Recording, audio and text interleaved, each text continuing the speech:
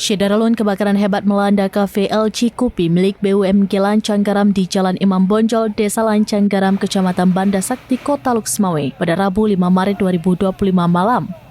Bangunan kafe hangus dilalap api diduga akibat kebocoran tabung gas LPG 12 kg. 2 unit mobil pemadam kebakaran dari Kota Luksmawe dikerahkan ke lokasi. Berkat upaya cepat petugas, api berhasil dipadamkan sebelum merambat ke bangunan.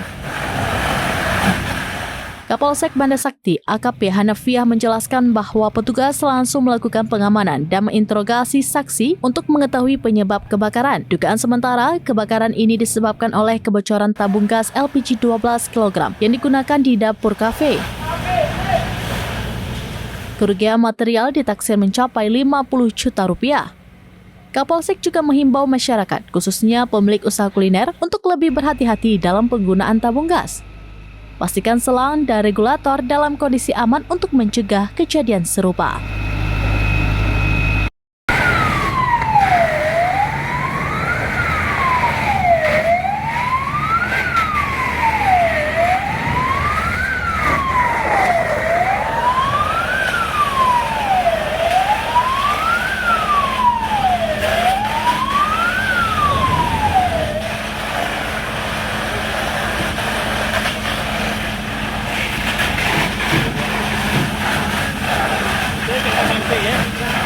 Dari Luksmawe, Saiful Bahri, Serambines.com. Download Tribun X sekarang, menghadirkan lokal menjadi Indonesia.